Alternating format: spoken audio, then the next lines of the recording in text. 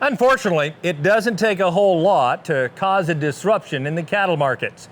That's why a fire this summer at the Tyson processing facility in Holcomb, Kansas, still has the cattle industry on edge.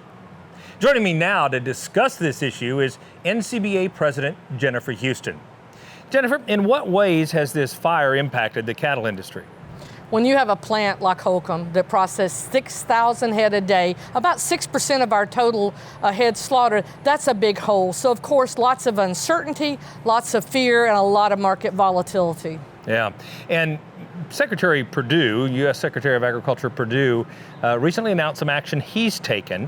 Can you tell us a little bit about that and what he hopes to accomplish? Yes, Secretary Perdue has asked the United States Department of Agriculture's Packers and Stockyards Administration to look into this to see if there was any market improprieties. And I think this is a good thing, and we applaud him and ask him to use all available resources because I think it will add a lot of transparency when the investigation's over and restore confidence that the market is working as it should. Which is critically important. And from NCBA's perspective, can you tell us specifically what NCBA is doing or has done in order to minimize the economic impact on producers?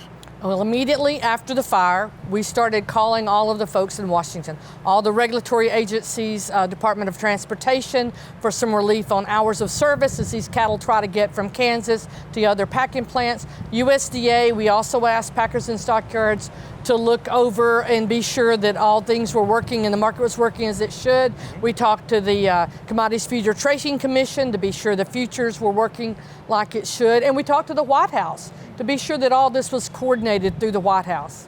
Well, Jennifer, thank you for your leadership during this tenuous time for the beef cattle industry. We appreciate it. Thank you.